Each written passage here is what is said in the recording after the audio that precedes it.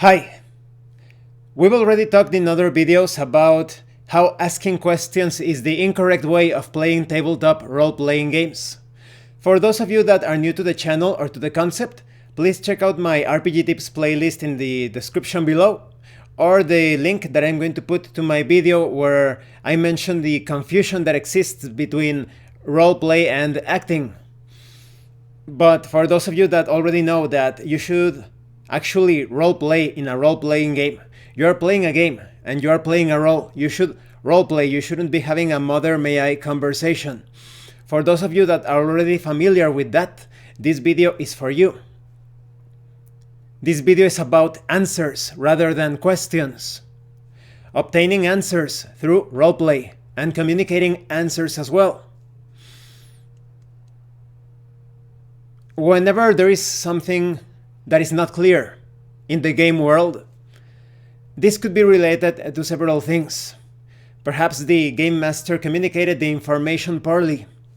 Perhaps the player didn't pay attention. You should be paying attention as if you were actually there in a real adventure situation. You have to be steadfast, aware, perceptive of your surroundings. So you should pay attention to the description of the game master.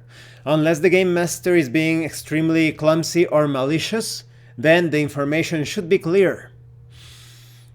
But putting those factors aside, if for whatever reason something was not clear, you can obtain information through roleplay.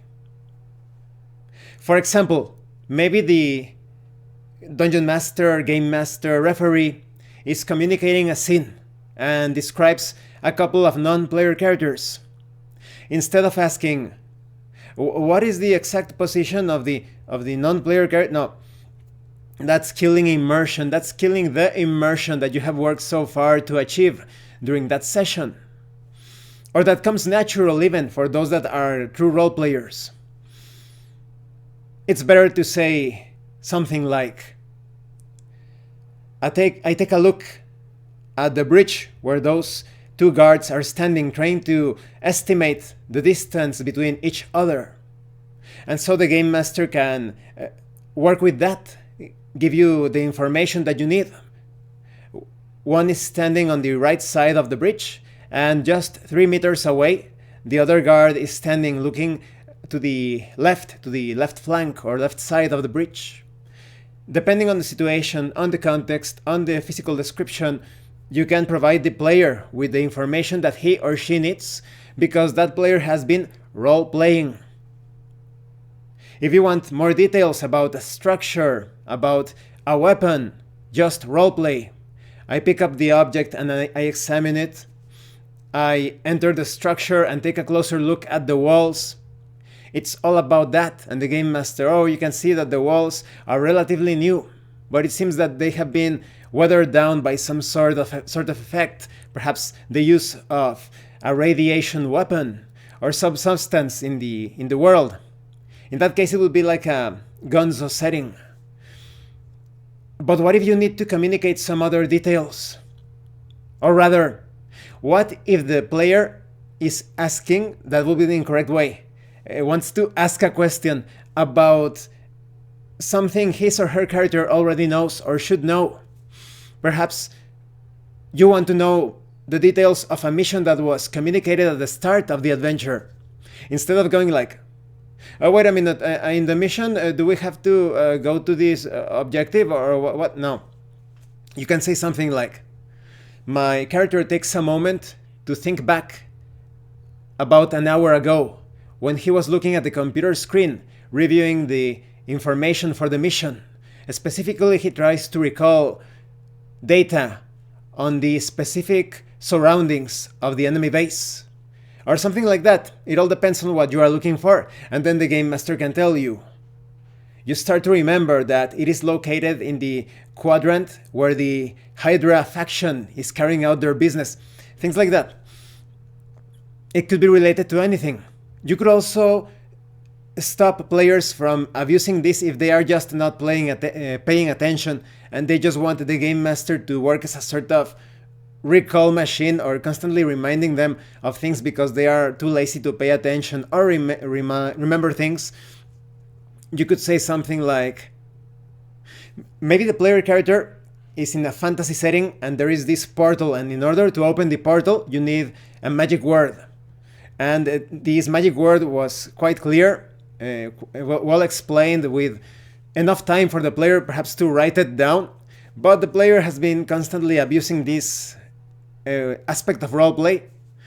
You could tell the player something like, you try to remember the word and it was Ferak, and the player speaks Farak, and the portal opens, but he or she receives this electrical discharge and suffers damage.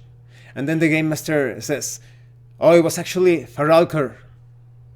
So that way you can penalize if that roleplay is being abused, but I would rather handle it with perhaps a wisdom or intelligence check, depending on the system, some other type of value or attribute.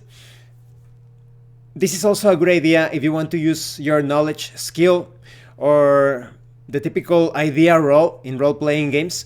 If the player characters want to utilize the knowledge of their player characters, because if you are role-playing as a psychiatrist, but you are not a psychiatrist in real life, then you don't have that vast repertoire of knowledge.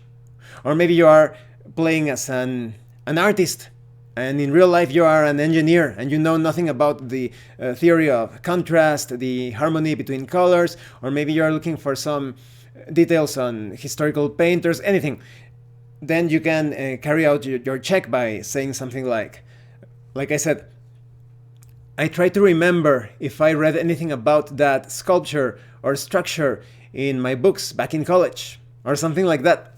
And then you get an automatic success, depending if it's an easy to obtain data, or maybe you need to make a roll. It's all about that. I think it's also quite easy to communicate information between player characters, or perhaps if the game master requires some information on the technical side of the game. For example, maybe the player characters are entering this strange energy zone, like a weird magic zone in a science fantasy setting, and they are carrying these warp blaster rods. And the game master could tell you, okay, Drakmor, how many units of Gonzo energy do you have remaining on your blaster rod? If the blaster rod has no indications, the player will obviously has to work within the game aspect of the game by telling the game master, I have 14 units remaining. But it's much better if the meter, the blaster rod has some sort of meter, a visible meter, that displays the units of energy remaining. So the player could take a look, could say something like, I take a look at the meter on my blaster rod and I exclaim, only 14 units of energy remaining. You see, and that's how you communicate that information to the game master. In role-playing games where there are hit points, it's absurd to communicate hit points in a narrative way precisely. You can tell if for whatever reason the other players or the game master require knowledge about your hit points, or you could say something like, maybe a player character asks you, hey, Punar, are you feeling well? You seem a bit wounded. And you could tell him, no, I don't feel so good. I think that in a couple of hits I'm going to be out for the count. And then you communicate, I have 5 hit points remaining, something like that. But if it's a system with levels of health, I think that's why some people like those systems. Maybe you only have 2 levels of health remaining. By communicating that in a couple of hits you're going to be out for the count, you're basically telling them that you have 2 levels, like in a couple of hits, 2 levels of health remaining. So it all depends on the system. For example, in a superhero system, it's going to be much more difficult if you have power points. In order to use your superpowers, you have to spend power points. You cannot not tell the other members of the group, oh, I only have 20 power points remaining. No, no, it doesn't make sense, right? You really need to work the mechanics into the roleplay.